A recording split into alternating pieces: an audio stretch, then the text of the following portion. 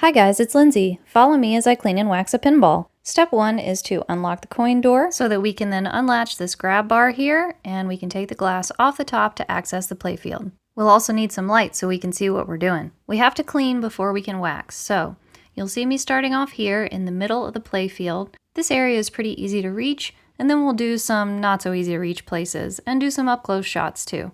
You'll see I'm using simple green. Different texts debate on which is the best thing to use to clean, but this is what I was taught. The most important thing with what you use to clean your playfield is that it's something that won't hurt the playfield by messing up the paint, the wood, or maybe being too abrasive.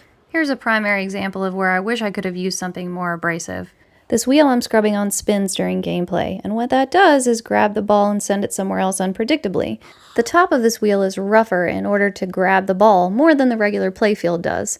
The unfortunate part about that is that it also grabs dirt, or specifically carbon dust, which is what you see me carefully rubbing off in this video that is at 9 times the speed I actually did it at. Carbon dust is what you get when you have a lot of electromechanical pieces that make a pinball machine work. You'll find that carbon dust all over the inside of a pinball machine, which is why you see me cleaning every single plastic I can touch, but the primary way that this dust gets all over the playfield is just by the pinball. So the next time you're looking at a pinball machine, see if you can see a little black trail where the pinball usually travels, and that's because the ball carried around the carbon dust. Our next step is to check out our rubbers. The first thing that I do is I clean them.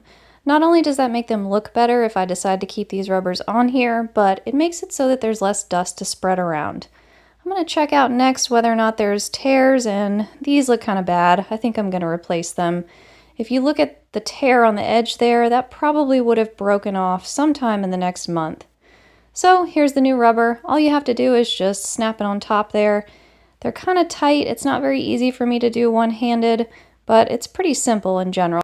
I will note, you definitely want to put it on the edge that's connected to the playfield and then pull it out to the tip of the flipper. You also have to make sure that the rubber is all the way down onto the flipper where there's kind of like a little shelf for it to sit.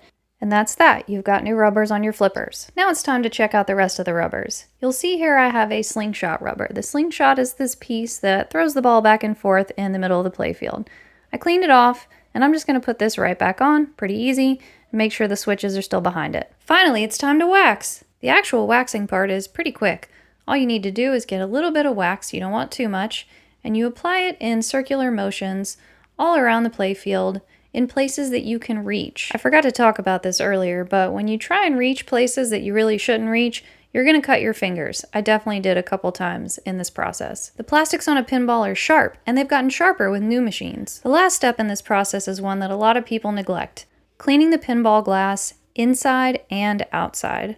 This is just a big piece of glass, so never set it on concrete or any hard floor by itself. We use little pieces of foam for this, so that's why you see them floating around the pinball room from time to time. You also have to be really careful when you're turning a pinball glass around, like you saw I just did. Personally, I think this step is pretty necessary because you don't want to see fingerprints on the inside of your freshly cleaned pinball machine. This glass actually had some carbon dust on the inside of the glass, which is a story for another day. And the last thing I'll do is pay special attention to the edges to get all the fingerprints off from any technician. While I was cleaning the glass, the wax set, so that's about 5 to 8 minutes and looks a little frosty. Time to use our cloth just to wipe off the top layer of that wax. You don't want to wipe too hard, you're just trying to get the extra off and leave a nice protective layer of wax for your playfield. All we have to do at this point is put it back together.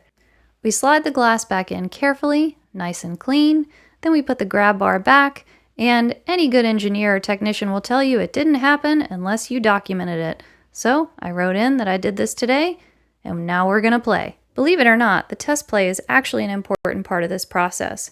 We have to see if, in waxing it, we messed up anything. A common one is that a rollover switch got put out of its place and just a little stuck. And so we're going to try and go over the rollover switches. We're also going to just generally try and do every function that we can to make sure that they're all working fine. It's also really fun to see how fast the game plays after you wax it. I hope you enjoyed learning how to clean and wax a playfield, and let me know if you like playing Toy Story at Decades.